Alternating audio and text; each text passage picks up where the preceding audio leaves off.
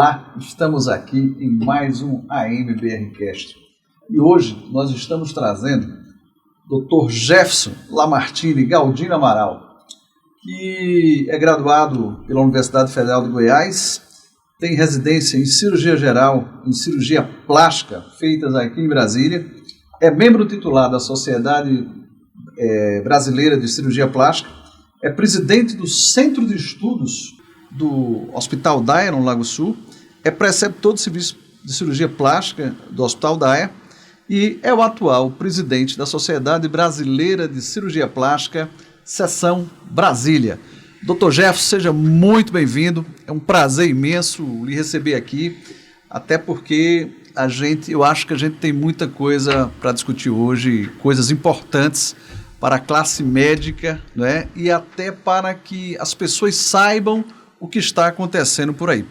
Seja muito bem-vindo e eu já vou começar esse nosso podcast perguntando a você como é a formação do cirurgião plástico, quanto tempo se leva para se formar um cirurgião plástico? Muito boa noite a todos, né? Eu agradeço imensamente ao Dr. Paulo Feitosa, um colega especialista em pneumologia, que eu conheço há vários anos, que está à frente desse podcast. Parabéns à nossa AMBR, né? A presidente Francileide por ter alavancado isso. Isso é importantíssimo para nós médicos, levarmos à população e até mesmo ao colega médico a importância de nós primarmos por uma boa prática da medicina. Perfeito? Então, parabéns a vocês e é um prazer estar aqui para a gente falar sobre assuntos nessa monta. Respondendo inicialmente, então, a sua primeira pergunta, Dr. Paulo. Para ser cirurgiões plásticos, nós precisamos ser médicos, portanto, são 6 anos de formação acadêmica em uma faculdade. Posteriormente a isso, na atualidade, nós precisamos de 3 anos de cirurgia geral. Até há 2 anos atrás, bastavam 2 anos de cirurgia geral como pré-requisito. Hoje são 3. E depois desses 3 anos de cirurgia geral, você presta um outro concurso para fazer uma residência de cirurgia plástica. Portanto, nós estamos falando no todo 12 anos de formação. Formação acadêmica e de pós-graduação, né? Ou seja, é outra faculdade de medicina a seguir da primeira que você fez para ser um cirurgião plástico formado, reconhecido por uma residência MEC ou reconhecido pela Associação Médica Brasileira, que nos dá o nosso diploma para que eu possa registrá-lo e ter um RQR perante o CRM. Né? É sempre importante lembrar a todos que a residência médica é o padrão ouro de formação do especialista e que o residente está em campo 60 horas por semana, né, praticando a sua especialidade de forma diária em todos os segmentos que a sua especialidade necessita ser. É um treinamento em serviço. Eu considero a residência médica a melhor pós-graduação que existe, incluindo qualquer pós-graduação, lato sensu, stricto sensu, sem dúvida, porque ela realmente foi uma coisa que foi feita para tornar o médico especialista e é extremamente importante. Sem dúvida, né? Eu posso fazer um adendo ao que o senhor acabou de falar. Essas 60 horas, né, que são protocolares nos serviços de residência, principalmente nos serviços MEC, na verdade, elas extrapolam essas 60 horas, na maioria das vezes, nas residências cirúrgicas. Sim. Quando eu fiz residência de cirurgia geral no Hospital do Gama, eu me lembro de entrar no hospital numa segunda-feira e sair do hospital, às vezes, na quinta-feira, para ir trocar as roupas sujas pelas novas, lavadas por uma profissional que cuidava disso para mim e retornar ao hospital. Portanto, com certeza eram mais de 100, 120 horas. Depois, na cirurgia plástica no Agarram, várias vezes a gente chegava num plantão numa segunda-feira durante o dia, ficava num plantão noturno, continuava para o plantão do dia seguinte, centro cirúrgico, ou seja, 60 horas eram pro forma, a gente ficava muito mais. E aí eu faço um parêntese aqui, e até chamando a atenção do colega residente atual, né? Valorize a sua residência, o tempo que você está lá, porque atualmente a gente tem até aquele residente, nossa, já cumpri minhas 60 horas, já tá bom. Não, fica um pouco mais. Às vezes é naquela horinha derradeira do seu plantão, do seu ambulatório, que você vai aprender coisa nova e que no futuro vai direcionar um bom tratamento para o seu paciente. Claro, muito importante, isso é uma colocação maravilhosa, isso é vida real. Sem dúvida, né? Agora, eu vou entrar num assunto que é um assunto bastante delicado para a gente, né? A gente tem visto isso aí no dia a dia, que são, vamos chamar, eu vou usar o termo invasão de outras profissões de saúde, né, a coisa que seria exclusivamente do médico. E a cirurgia plástica é uma das especialidades que mais tem sofrido, não é a única, mas é uma das que mais tem sofrido, não é, esse tipo de situação. Como é que vocês veem isso hoje? Como é que a Sociedade Brasileira de Cirurgia Plástica tem se portado com essas questões hoje? Pergunta extremamente pertinente, Dr. Paulo, pelo momento que nós estamos vivendo na medicina atual, né? Eu falo como cirurgião plástico, com mais de 20 anos de formação em cirurgia plástica, né, tendo operado mais de 5.000 pacientes. Falo como presidente da Sociedade Brasileira de Cirurgia Plástica Regional Distrito Federal e falo como membro do DENAD, que é um Departamento Nacional de Defesa da nossa especialidade. E aí eu vou fazer um parêntese no que o senhor perguntou. Na verdade, nós não estamos falando de defesa da especialidade ou defesa do ato médico. Nós estamos falando de defesa da população. Porque uma vez que um paciente procura por um tratamento estético, ele vai procurar um profissional adequado, ele vai receber um bom tratamento. Mas quando esse paciente, ludibriado, e hoje as mídias sociais são um bom veio para que isso aconteça, ele procura um profissional que não é médico, portanto não tem uma formação adequada e acaba tendo complicações severas. Nós estamos falando de problemas de saúde que se tornam até problema de saúde pública, porque esse paciente perde o tratamento com aquele profissional que não é adequado e depois tem que recorrer ao sistema público de saúde. Verdade. Isso a gente tem visto com muita frequência. Acredito que passa a ser o dia a dia de vocês encontrando esse tipo de situação. Por exemplo, não é incomum a gente ver aí propaganda de dentista falando sobre rinoplastia. Na realidade, a odontologia ela tem procurado ganhar espaço na estética facial. Tem muita complicação de rinoplastia feita por dentista? É um assunto que, infelizmente, a gente tem que falar. Vou fazer um parêntese aqui e uma observação. Hoje nós temos profissionais dentistas, odontólogos, cirurgiões dentistas que são extremamente hábeis e atuam nas devidas áreas que lhes cabe, com uma formação, com um trabalho técnico e ético muito coerente. Por exemplo, eu tenho o meu dentista, o dentista da minha família, que cuida de tudo que eu preciso com relação à saúde dentária da minha família e da minha própria saúde dentária. Mas aqueles que extrapolam a sua formação e vão para procedimentos estéticos da face, como o senhor bem disse, rinoplastia, lifting facial, estão cometendo extremos erros que culminam com lesões que às vezes sequelam as pessoas para o resto da vida. Isso tem sido comum? Tem sido comum nos nossos consultórios, tá? Então, sequelas de rinoplastia, como atresia narinária por estenose, por uma simples alectomia, que quando a gente faz uma redução da asa nasal, você tem que saber o quanto você pode reduzir uma asa nasal, né? Verdade. O nariz, ele não tem só a função estética, né? Ele tem a função primordial de respiração, é funcional. Verdade. Quando você não conhece... Essa é a principal, né? Essa é a principal, né? Ou seja, sem bem. O nariz, o seu pulmão, né? Que você tanto preza e cuida no seu dia a dia, ele não vai ter oxigênio adequadamente, adequadamente aquecido para chegar nos pulmões. Sim. Então, nós temos uma avalanche de pacientes chegando aos consultórios dos cirurgiões plásticos, principalmente com sequelas de atresia narinária, de incompetência valvular externa e interna, porque o arcabouço que faz com que o ar penetre no nariz, circule lá dentro e seja aquecido e chegue nos pulmões adequadamente, é um arcabouço fantástico de cartilagens e de ossos. Quando você mexe nessa estrutura, desaba tudo isso, o ar não entra adequadamente. O paciente recebe um ar no pulmão, muitas vezes inadequado, sem filtragem, sem aquecimento, ou vira um respirador bucal constante. Para você que não sabe o que é um respirador bucal, não é da área da medicina que lida com isso, tampe o seu nariz e fique 5 minutos apenas respirando pela boca. É horrível. Pois é, o paciente que não é abordado numa rinoplastia de forma coerente, ele vai ser um respirador bucal eterno. Verdade, eu fico assim preocupado porque a cirurgia ela tem todo um preparo, tem toda uma avaliação muito maior do que a simples avaliação estética. Eu vou deixar seu nariz bonitinho e a coisa está por ali.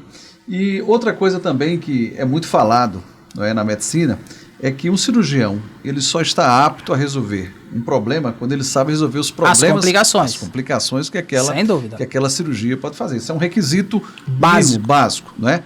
Fazer cirurgia e depois mandar o outro colega resolver o problema, corrigir, isso, é uma coisa muito delicada. Isso não é interessante. Infelizmente, né? Isso tem acontecido com bastante frequência, correto? Acontece. Nós falamos aqui num tema, né? Rinoplastia. E vou ser franco com o senhor. Nós temos aqui hoje em Brasília cerca de 250 cirurgiões plásticos muito bem formados, com residência médica, com RQE.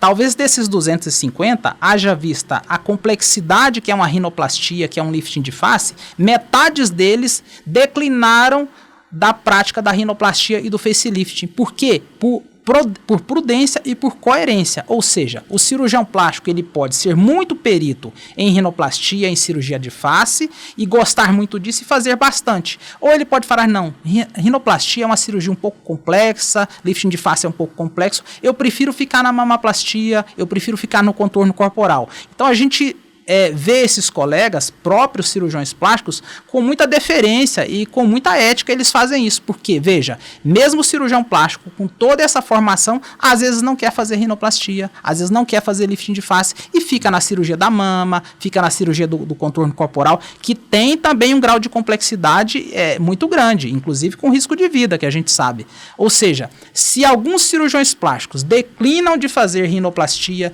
lifting de face e outras plásticas mais requintadas, por que o profissional que não é nem médico quer fazer? Ou seja, tem uma incoerência muito grande nisso, né? Não, sem dúvida. Na medicina, o profissional ele pode atuar em todos os segmentos da medicina, sendo só médico. Mas se der problema, ele responde por isso, por imprudência, por imperícia e por negligência. E uma série de coisas, por negligência, e não é incomum de vez em quando, infelizmente, a gente vê a cirurgia plástica. A gente tinha muita preocupação e ainda tem, né, por profissionais desabilitados fazendo cirurgia plástica, fatalmente profissionais sem RQE, uma preocupação permanente. Agora, imagine você sair, porque de qualquer modo, uma pessoa que não tenha uma habilitação em cirurgia plástica, não tem RQE, mas às vezes ele tem a formação de cirurgião geral, ou seja, ele estaria muito mais habilitado do que um dentista para fazer uma coisa como essa. E mesmo assim nós somos contra. Nós somos contra. Que isso seja feito, porque o especialista existe para isso, né? E a gente sabe que tem muito problema nesse sentido dos riscos que se corre, né? Então é muito importante que a população entenda que às vezes isso pode ser, o barato que pode sair muito caro. Sem dúvida. Vocês têm tratado quando se resolve um problema como esse, como cirurgia reparadora, porque saiu da cirurgia plástica em si, não é? E ela é vista como reparadora, tipo assim, o plano de saúde é obrigado a cobrir uma cirurgia como essa? Pois é, a gente falou agora há pouco, e eu citei bem, que tem se tornado um problema de saúde pública. Sim. Por quê? Aquele paciente que vai num profissional que não é especializado naquela área de atuação, nós estamos falando de 2 cirurgias básicas, mas tem outras. Nós estamos falando de rinoplastia e de facelifting, mas os dentistas estão fazendo enxerto de gordura e de produtos inabsorvíveis no bumbum, dando problemas graves, né? Então, quando esses pacientes, e não são poucos, a gente está falando de milhões de pessoas, não estamos falando de 100 mil, de 200 mil, nós estamos falando de 2 a 3 milhões de pessoas que estão fazendo tratamentos estéticos com profissionais que não são habilitados. E isso eu digo sempre em reuniões que eu vou, como eu fui no CFM algumas vezes, em reuniões da nossa própria sociedade, que isso é uma bomba relógio, doutor Paulo. Por que é uma bomba relógio? Se hoje nós temos pacientes que fazem procedimentos estéticos na face ou no bumbum, como a gente falou agora há pouco, e se eles têm problemas, ano que vem esse problema continua existindo, porque essa sequela não acaba, ela não se apaga com o tempo. Então, uma sequela de uma estenose narinária. Esse paciente tem que recorrer a um cirurgião plástico, que, como eu falei, tem que ter especialização, inclusive em cirurgia de nariz, para fazer a correção disso. Aí ele vai no sistema privado, às vezes é muito caro, ele não tem acesso porque o convênio às vezes não autoriza, e não autoriza mesmo, e aí ele vai recorrer ao sistema público de saúde, sobrecarregando o nosso penoso SUS, né? Sim, verdade. Muito bem lembrado esse aspecto. Agora, eu sempre tive uma curiosidade, essa pergunta é uma curiosidade minha, não é? Por mais que essas pessoas estejam desabilitadas, fizeram algum curso, fizeram essas pós-graduações que a gente tem visto por aí, feito de final de semana e tal, a Sociedade Brasileira de Cirurgia Plástica fiscaliza se o próprio cirurgião plástico pode estar ensinando alguma coisa a essas pessoas? Pergunta muito pertinente e de difícil resposta. Pelo seguinte, a Sociedade Brasileira de Cirurgia Plástica, ela é referentada pela Associação Médica Brasileira, Sim. como a pneumologia e as demais. Nós não temos poder de veto sobre outros especialistas médicos que fazem cirurgia plástica, tampouco sobre profissionais que não são médicos, através dos conselhos federais que eles têm. Sim. Então, a nossa vigilância como Sociedade Brasileira de Cirurgia Plástica se restringe a descobrir onde está o problema, avisar para a promotoria, para o próprio Conselho Federal de Medicina, algumas vezes para autarquias como o CFM, olha, ali tem um problema, tem um dentista fazendo o que ele não é hábil para fazer, tem um ortopedista fazendo lipoaspiração. Então a gente faz isso, só que a resolutividade da nossa denúncia, às vezes ela é pequena porque ela não ganha corpo, ela não chega na mídia, ela não tem voz. Então, mais uma vez eu te parabenizo, Paulo, por estar dando voz a esse problema. Claro. Que existe e que vai, como eu falei, se avolumar, porque esses problemas, essas sequelas, elas vão aumentando. Se hoje nós temos 2, 3 milhões de pessoas que sofrem, daqui 2, 3 anos serão 5, 6 milhões de pessoas ou mais. Jefferson, vocês têm, logicamente que uma pessoa que tem uma cirurgia mal sucedida, ela pode procurar a justiça. Sim. Né? Eu tenho ficado muito preocupado com os conselhos federais das determinadas profissões fazendo política, dando espaço inadequado à profissão, fazendo política. Sim. Né? Meramente fazendo política. É uma coisa que tem preocupado muito. Isso aconteceu recentemente com a odontologia e com a farmácia, né? O Conselho Federal de Farmácia autorizando o farmacêutico. Né? Quer dizer, tem coisas que não dão nem para a gente discutir. Sem dúvida. Não dá nem para discutir, porque realmente é difícil. Agora, vocês, por exemplo, pegam indenizações, fulano de tal, inabilitado, teve que indenizar e às vezes até pagar cirurgia reparadora, isso existe? Deve existir com certeza, porque a justiça é que vai determinar o fim dessa causa quando um paciente procura por um erro em um tratamento de saúde. Sim. Eu não tenho conhecimento de causas concretas, mas com certeza tem. O que a gente vê, doutor Paulo, é o seguinte: nós somos autarquias. O Conselho Federal de Medicina é uma autarquia, Conselho Federal de Odontologia é outra autarquia, de farmácia é outra autarquia. Nós não temos deliberação um sobre o outro. Nenhum deles pode mais que o outro. Quem pode mais que a gente? O Ministério Público, o Legislativo e o Judiciário. Nós da cirurgia plástica estamos encampando uma campanha muito grande, junto com a dermatologia, até com a pneumologia, com a oftalmologia, contra a invasão dos procedimentos médicos por profissionais que não são médicos. Isso, inclusive, está a cargo do Conselho Federal de Medicina e de outras instituições para poder banir esse tipo de prática. Agora, é difícil a gente aqui embaixo resolver sozinho se isso não se tornar consciência para todos os médicos. Por exemplo, um profissional médico que encaminhar um paciente para tratar uma fissura de lábio leporino com um profissional dentista, ele está pecando, porque esse procedimento é da área da cirurgia plástica. Nós é que temos condição, capacidade para tratar esse paciente. Aí, mais uma vez, eu volto. Bom, você está menosprezando o trabalho do cirurgião dentista? Não. Em algum momento do tratamento desse paciente que tem fissura lábio-palatina, o dentista é chamado para arrumar a arcada dentária, para reconstruir. Exatamente, equipe multidisciplinar. Claro. Então, para cada problema de saúde, não é só na estética, você pode compor uma equipe. E aí o cirurgião dentista vai entrar, o cirurgião plástico vai entrar, o oftalmologista vai entrar, o fonoaudiólogo vai entrar, né? O que a gente não pode é se arvorar sob a especialidade do outro sem ter o devido credenciamento. Não, verdade. Bem, fica uma coisa bem clara, né?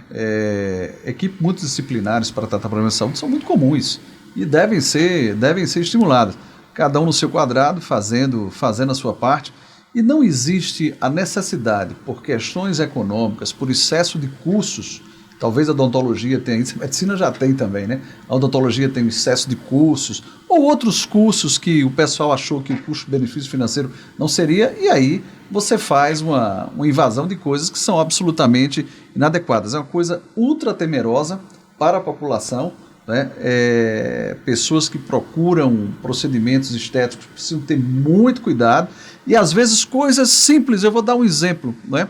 A questão do Botox, vocês pegam erros também, né, provocado pelo Botox?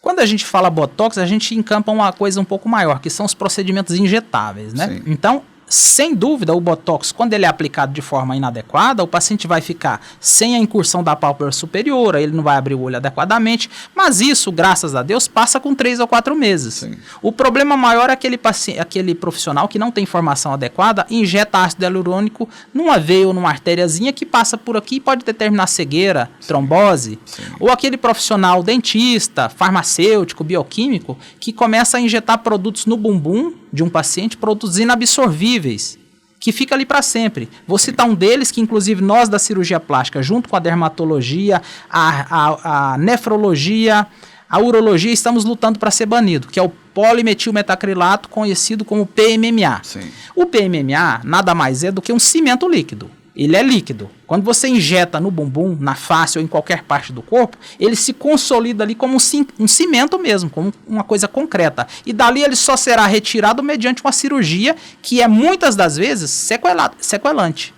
Então veja, quando a gente coloca sobre o escrutínio de que os profissionais podem fazer procedimentos injetáveis porque são simples, bom, qual procedimento ele está fazendo? É só um botox que, se ficar errado, em 3 meses o paciente se recupera porque o músculo volta a agir? Ou é um preenchimento com ácido hialurônico ou com um produto que não é absorvível que vai dar uma sequela definitiva quando não levar ao óbito? E se o senhor me permite, um parêntese aqui. Tromboembolismo venoso profundo com embolia pulmonar por conta de polimetilmetacrilato, o senhor tem recebido? Eu tenho caso publicado. Sim, né? Eu tenho caso publicado. Publicado. Sim. E nós estamos falando de uma doença grave, que pode levar ao óbito. Sim.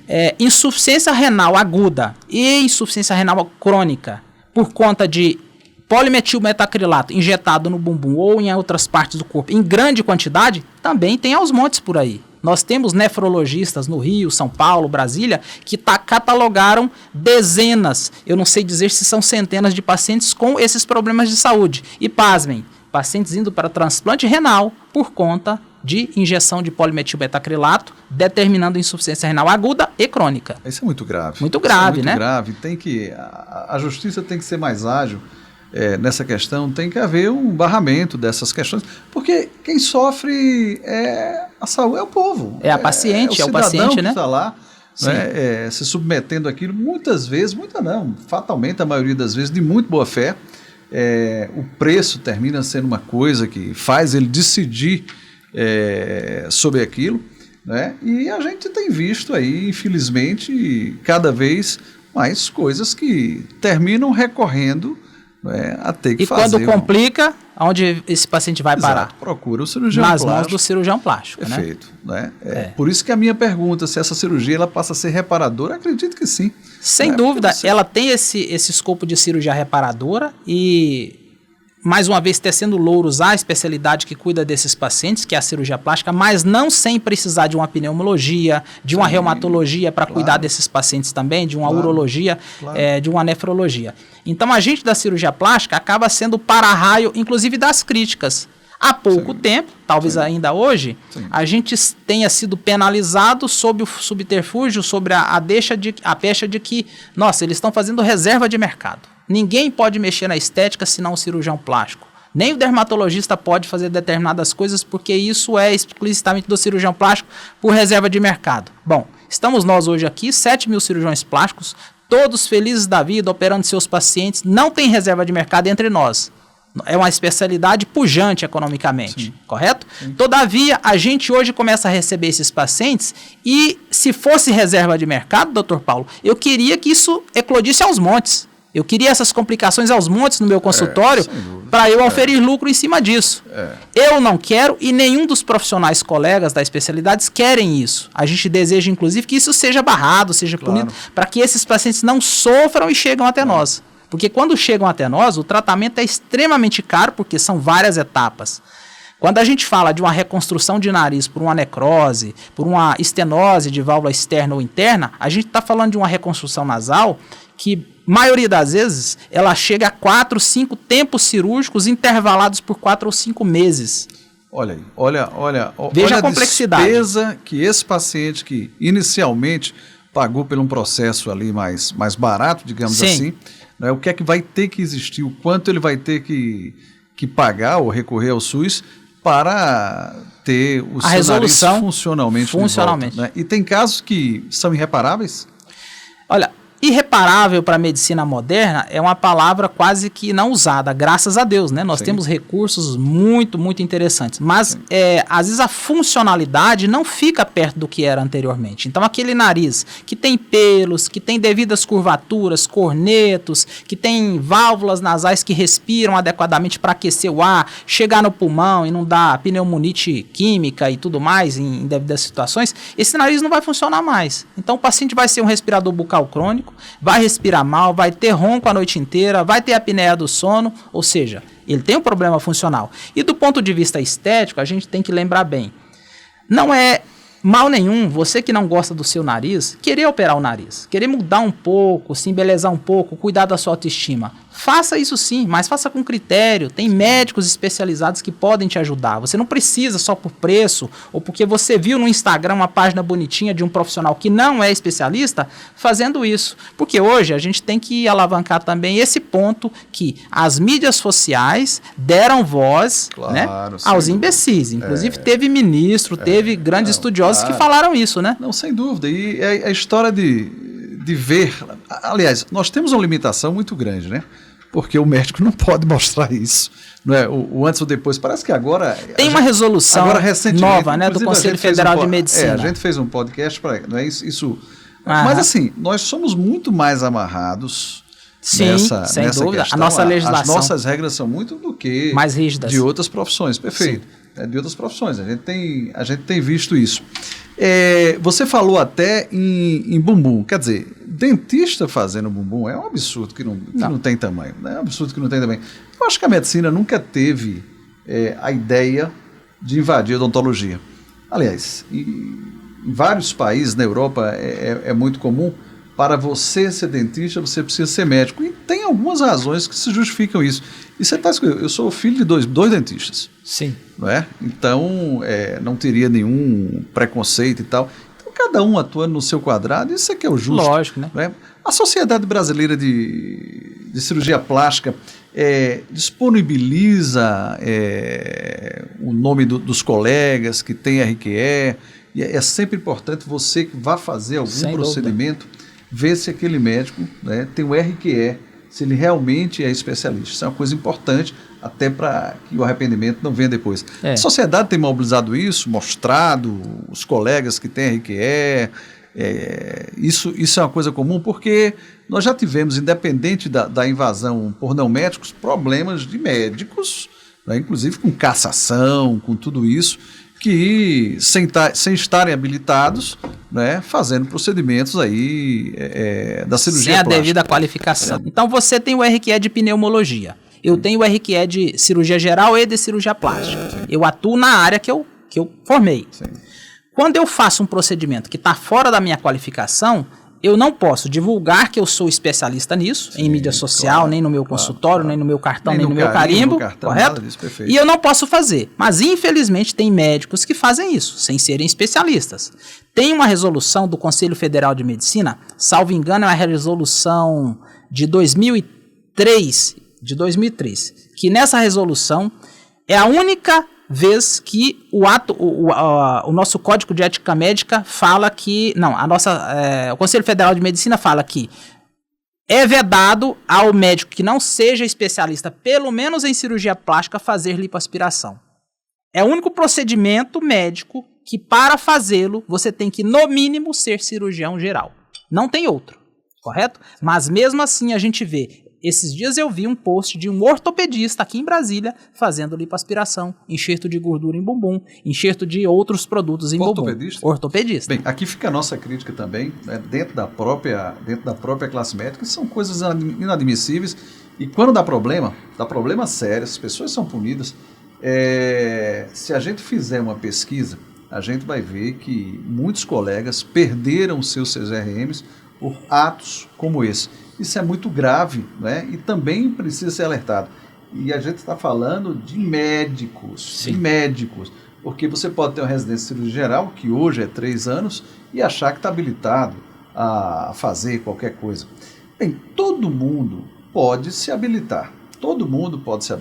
Se você pegar uma pessoa que vai repetir aquilo, eu acompanhei um cirurgião plástico durante muito tempo, isso são coisas que acontecem, ele pode se sentir habilitado. Agora, quando quando a gente está falando de você ser perito naquilo, primeiro que você tem que mostrar que documentalmente você é perito. Certificado, né? Perfeitamente. E para isso você precisa de RQE, né? Que é uma coisa que foi um balizador na medicina. Muito importante Muito isso. importante. Você tem duas formas de adquirir isso, né?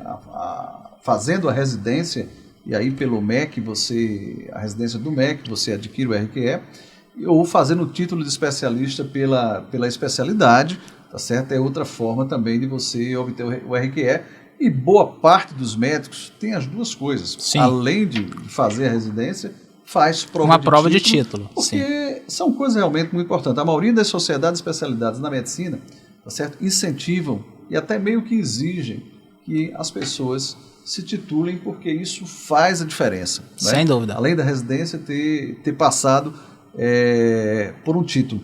E a gente fica assim, não é? Foi no bumbum. Agora, você tem visto invasão também em pálpebra e orelha?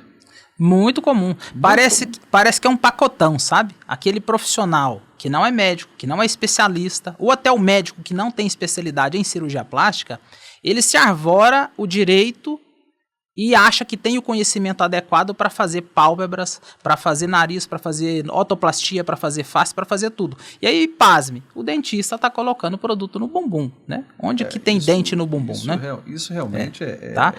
é bem complicado. E as sequelas, os problemas que advêm dessas ações irresponsáveis, que eu chamo, são graves, sabe, doutor Paulo? A gente está falando de uma pálpebra que tem que fechar na hora que você dorme, porque senão você vai ter úlcera de córnea. Sem dúvida. Então, se você retira mais pele... É um grande problema. Você deixa o paciente com riscos de ter úlcera de córnea e ficar cego por conta disso. Sim. Ou ir para um transplante de córnea que nem sempre vai ter sucesso de 100%. Verdade, né? verdade. Então, assim, é uma avalanche de coisas erradas, sabe? Verdade. A gente vê isso com muita tristeza, né? Eu acho a face um agravante. Não é? Porque aonde você pode encobrir o erro com a roupa, ele é menos grave. A face não tem como você fazer não isso. Tem jeito, não tem jeito. Você está ali se expondo. Né? Imagina, dependendo da sua profissão, todas as profissões, você ter uma deformidade facial ou iatrogenia de quem não estava habilitado para fazer aquilo. Pensem muito em sem dúvida. Procurar esse barato. Esse barato pode sair muito caro. Nós temos que falar aqui, logicamente, assim, a cirurgia plástica, que é uma especialidade que exige para que o profissional atue 12 anos de formação, é uma especialidade fantástica, sou cirurgião plástico e adoro isso, como tem a sua especialidade que também é fantástica. Nenhuma é maior do que a outra. Claro. Agora, na sua especialidade, na minha ou em qualquer outra, nós temos intercorrências e complicações plausíveis de acontecer. Então, eu sou cirurgião plástico há 20 anos. Eu já tive intercorrências em rinoplastia, em mamaplastia, em lifting de face. Mas são aquelas intercorrências previstas em literatura e, entre aspas, passíveis de correção e eu sei corrigir. Quando não, eu tenho um colega que está do meu lado que me dá uma luz. Olha, vamos fazer assim, não faça assim não, entendeu? Agora, esses profissionais que se arvoram o direito de fazer esses procedimentos, eles estão sozinhos, sem certificação, inabilitados. E geralmente, quando o paciente complica, eles abandonam os pacientes. Nós temos vamos dizer, um jargão na cirurgia plástica que é mais ou menos assim. Quando o nosso paciente tem uma intercorrência ou uma complicação, a gente casa com o paciente. Significa, eu tenho um paciente idoso, jovem, criança, adulto, mulher, eu vejo que ele está com uma dificuldade que foi por uma intercorrência que às vezes não foi pela minha cirurgia. Vamos falar da embolia pulmonar, que o senhor trata tão bem, né? Minha paciente fez a embolia pulmonar com 12, 15 dias, eu estou do lado dela, não foi eu que operei e fiz a embolia acontecer, mas foi a circunstância de pós-operatório. Claro. Eu vou no hospital ver essa paciente, eu convoco o Dr. Paulo Feitosa, convoco um hematologista, convoco um pneumologista, outro que seja, para cuidar da minha paciente, mas eu fico do lado dela. Claro. Isso é uma máxima que a gente tem entre nós. Case com a sua paciente. Claro. Quando ela complica ou quando ela tem intercorrência. Os outros profissionais, não. Eles têm uma intercorrência, eles abandonam o paciente. Imagine, e o reconhecimento disso, né? Como é que você vai reconhecer o problema sem ser médico? Complicado. Eles nem sabem o que está acontecendo, né? Perfeito. Então, recentemente teve uma mulher que faleceu em Goiânia após injeção inadvertida de PMMA, acho que no bumbum. Tem cerca de uns 6, 7 meses isso. Ela ficou cerca de 8, 10 dias com uma infecção no bumbum e no corpo e evoluiu para uma septicemia e faleceu por isso. Faleceu aqui em Brasília, inclusive. Faleceu de sepse. Quando que um profissional não conhece uma sepse? Um profissional médico. Perfeito. Que é habilitado. É difícil não conhecer. Sepse é uma coisa muito comum Sem na medicina, dúvida, né? Mas não é comum na odontologia, não é comum na biomedicina. Não, né? Você não consegue dar o diagnóstico, você não entra na... Verdade. Agora, uma outra curiosidade. Esses procedimentos, eles não são feitos sem anestesia. Não são. Né? Essas anestesias são médicas ou eles estão anestesiando também? Bom, aí agora nós temos uma forma importante da gente também ser um pouco corporativista, mas com a responsabilidade maior ligada ao paciente. Os anestesistas, para eles poderem fazer uma anestesia para um procedimento de um odontólogo, de um bucomaxilo, eles vão checar se esse paciente vai fazer um procedimento dessa devida área. Agora, se o anestesista está anestesiando para um dentista fazer um facelift, para um dentista fazer uma pálpebra ou uma otoplastia, ele está pecando. Inclusive aí, nós médicos temos como chegar nesse profissional e falar, olha, você pode ser punido. Via Conselho Federal de Medicina, há que haver, se ainda não há uma resolução, que proíba esse colega médico de anestesiar para um dentista fazendo procedimentos da área médica. Por quê? A lei do ato médico existe. Ela foi vilipendiada num governo anterior aí, infelizmente, né? Vetaram um artigo da nossa lei do ato médico, sim, que abriu as portas. Eu digo que ali foi assim, abriu a caixa de Pandora para esses problemas que a gente está vivendo hoje, né? Uma coisa simples, até porque acontece na boca, e eu já sei de muitos dentistas fazendo isso, a bichectomia. Não é uma coisa que não dê problema. Lógico. Não é? Quando se fica mais velho e a face cai e aquela gordura faz falta, eles têm procurado também fazer algumas coisas nesse sentido? Veja só, a bichectomia é um procedimento da cirurgia plástica que existe há dezenas de anos. Sim. E a gente fazia, em determinadas situações, você tem uma mulher com o rosto extremamente redondo e o corpo lindo, bonito, mas aquele rosto redondo torna ela muito masculinizada. Então você vai lá, eu já fiz isso dezenas de vezes, faz uma rinoplastia, faz uma mentoplastia, mas aquele rosto redondo não deixa ela ser feminina. Aí eu vou lá e tiro a bola de bichar, né, que é uma gordurinha que a gente tem aqui dentro, no centro cirúrgico, com uma boa técnica cirúrgica, atenta às intercorrências e complicações que podem ocorrer, né, alterações nervosas e vasculares, sim, e eu sei esteticamente o quanto eu vou te retirar. Só que há cerca de 8 anos, 10 anos, houve uma avalanche de bichectomia, inclusive entre os cirurgiões, sim, correto? Sim. Inadequadamente retiraram bola de bichar aos montes, em consultórios médicos, sem o devido cuidado de ir para o centro cirúrgico, e os dentistas abraçaram isso aos montes. O que eles criaram com isso? Inúmeras centenas de pacientes com o rosto murcho. Sim. E quando a gente tira gordura do rosto, a gente envelhece. Sim. Então, eles fizeram tanta besteira que, graças à besteira que eles fizeram, as pacientes começaram a correr da bichectomia. Então, hoje a bichectomia já não é um grande problema. É uma exceção. É uma exceção à regra porque, assim, eles pisaram tanto na ferida, erraram tanto, criaram tantos problemas na face dos pacientes, que os próprios pacientes hoje, quando se fala em bichectomia, nossa, minha face vai ficar murcha, não quero isso não. Então, já não é um grande problema mais, sabe? Agora, preenchimentos labiais, né? Lip lifting, que é você tirar uma pelezinha aqui do lábio ou aqui para levantar o lábio um pouco. Procedimento que a gente faz como exceção, isso não é regra, né? Sim. Existem outras formas e às vezes elas não são necessárias com tanta agressividade. Sim, verdade, verdade. São muitas coisas que vai se vendo. Uma das coisas que o dentista diz é que ele entende de face mais do que o médico, da anatomia da face. Olha o ledo engano. Não é? Onde é que eles viram isso? Onde é que eles... Olha o ledo engano, porque quando você pega, por exemplo, um cirurgião de cabeça e pescoço operando um câncer de parótida, não é o dentista que foi chamado para fazer aquilo. Não. É? Você dissecando absolutamente toda o nervo facial. A face é muito complexa. É complexa. A face é muito complexa. A inervação da face é uma Sim. coisa muito complexa. Então, assim, ninguém está desabilitando, não é? O dentista ele era chamado de cirurgião dentista porque existe a cirurgia odontológica. Sim. Né? A retirada do terceiro molar é uma prática difícil de ser feita. Né? A cirurgia em mandíbula, tá certo? Para hipognatismo, ninguém nunca colocou isso de forma diferente. O problema é que uma questão meramente comercial, isso é muito importante, coloca a população em risco e começa o vale tudo, tá? E infelizmente, alguns órgãos que deveriam proteger a população estão autorizando esse tipo. Isso a gente tem ficado com medo. Essa última do Conselho Federal de Farmácia. De farmácia, né? O cara ia clinicar, o farmacêutico ia dentro de uma farmácia e vender o medicamento, né? Mas assim, sem nenhuma noção do que é a clínica, não é? Um dia desse eu estava falando das divisões da medicina. A clínica médica é responsável por 75% do conhecimento médico. Sem dúvida. 25% está na cirurgia, entre as outras especialidades, ginecologia e pediatria. Não é? Ou seja, é muito lastruoso.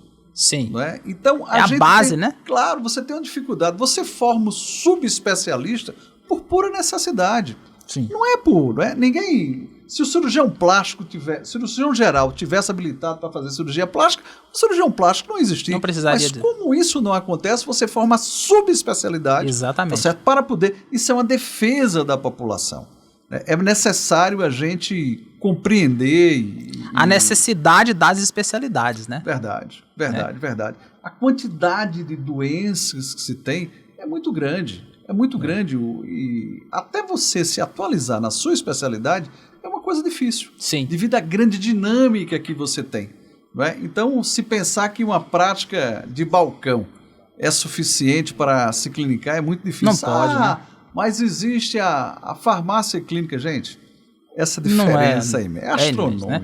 Basta você ver pelo número de horas, né? Claro, que a gente fica na faculdade de medicina. Bem, um papo maravilhoso, a gente esclarecer uma série de coisas. A população precisa ficar sabendo do que acontece, das complicações graves que pessoas que não estão habilitadas a fazer procedimentos estéticos estão procurando fazer. Isso é muito grave, isso dá problema de toda magnitude, principalmente na face. A gente fez a face, eu não tenho como esconder a face. É difícil você fazer alguma coisa para esconder aquele problema que ficou mal feito na face. E esse trauma, ele pode ser eterno. Então, muito cuidado.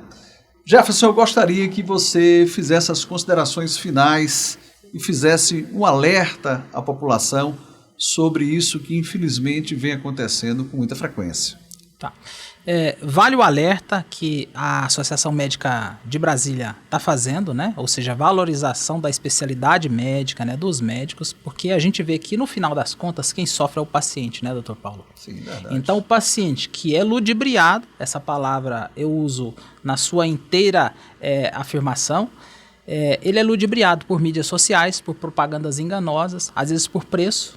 E às vezes nem é o preço que é o chamariz tão grande, para fazer procedimentos estéticos com profissionais, não médicos na maioria das vezes, que não estão habilitados para fazer aquele devido procedimento. É louvável, é prudente, é digno que qualquer pessoa que tem uma deformidade, que tem um defeito estético na face, que não goste do seu nariz, da sua orelha em abano, procure um tratamento. É lógico isso, né? Desde a antiguidade a gente já tem isso, né? Nos papiros da Índia antiga, do Egito antigo, já se fazia cirurgias plásticas. Sim. Não com fundamento embelezador total como hoje, mas reconstrução de nariz naquelas mulheres que infelizmente eram mutiladas, que amputavam o nariz. Tinha cirurgiões que reconstruíam o nariz naquela época. Ou seja, a busca pela beleza, por essa vontade de ser incluso, de pertencer a um meio, como por exemplo o indígena brasileiro que põe um dilatador na orelha e no lábio, e todos colocam, ele quer ser incluído naquele meio, da tribo dele. Em tribos de aborígenes australianos acontece a mesma coisa. Sim. Entre nós, sociedade moderna, sociedade ocidental, a cirurgia plástica está presente e alavanca esses países todos do Ocidente. É uma especialidade pujante economicamente. Cada vez mais ela cresce à luz da ciência e da tecnologia, que ultimamente tem nos ajudado bastante, mas com muita coerência, com muita formação. Nós estamos falando de 12 anos, né, doutor Paulo, de formação, para você se declarar profissional e cuidar adequadamente do seu paciente. E é muito importante a gente esclarecer que as profissões, elas são reguladas, né? Imagine um administrador que conhece direito administrativo, ele só precisa estudar. Mas ele não pode peticionar nada relativo àquilo, porque aquilo é função do advogado. Então, a regulamentação da profissão, ela é absolutamente fundamental. Invadir a profissão dos outros é uma coisa feia, mas não é só feia, coloca... É irresponsável, né? É irresponsável e a gente, infelizmente, tem visto muitos problemas. Eu pergunto às vezes para aquelas pessoas que me falam, bom, mas o fulano de tal, o dentista, o farmacêutico, o bioquímico, não pode fazer esse procedimento não, doutor Jefferson. Eu falo, vou te dar um exemplo simples que está no seu dia a dia e no meu. Quando eu vou daqui para Goiânia visitar meus parentes, minha sogra que está lá, eu faço um checklist no meu carro. Se eu diagnostico um problema na suspensão, eu não vou no lanterneiro para arrumar a suspensão do meu carro. Claro. Correto? Correto. Eu vou no profissional, na oficina que cuida de suspensão, porque o meu carro pode capotar no caminho por conta disso. Perfeito. Por que então que você, paciente, porque você profissional de saúde se arvora a cuidar do que não é a sua formação, né? Então o paciente hoje em dia, ele tem muita informação, só que às vezes o viés da mídia, muito frequente hoje em dia, leva o paciente para um caminho daquela coisa mágica, daquele teatro que tem no Instagram, que tem nas redes sociais, né? As redes sociais contribuíram muito para esse tipo de situação, né? Eu estou demonstrando ali os falsos sucessos e como se aquilo me habilitasse, né? O Instagram habilita o uma venda de sonhos, né?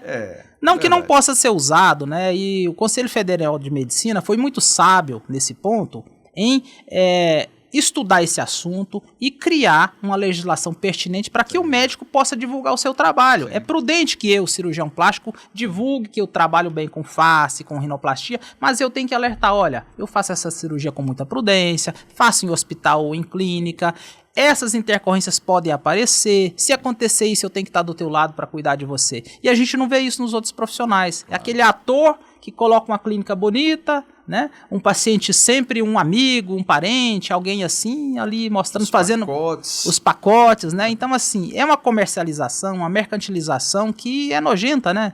E a gente vê pessoas sofrendo. A gente não pode declinar de cuidar desse paciente que chega pra gente com esses problemas, sabe, doutor Paulo? Mas os problemas estão tão grandes que daqui a pouco a gente pode falar para o senhor com certeza que a quantidade de profissionais, especialistas em cuidar dessas sequelas no Brasil, ela vai ser pequena. É verdade.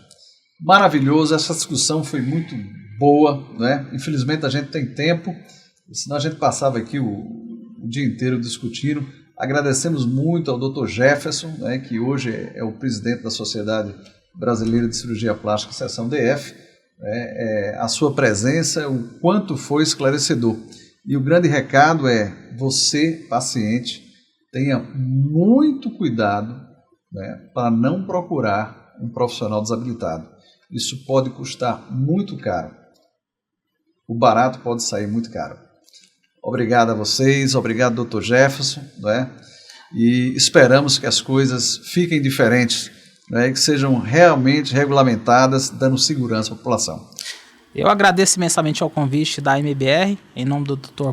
Paulo Feitosa, a esse convite para esclarecer à população e a você médico, né? Que você tem que valorizar as especialidades médicas. É comum nós mandarmos o paciente procurar um profissional para resolver um problema. Vamos saber qual que é o profissional que de fato deve cuidar desse problema, né? Se for um problema da pneumologia, eu não vou mandar para o gastro, né? Eu não vou deixar o paciente alheio buscar por cuidado. Eu vou encaminhar o paciente. Então, nós médicos temos que valorizar a especialidade médica, né? Porque senão a gente vai perder grandemente essa guerra e o pior prejudicado é o paciente. Verdade.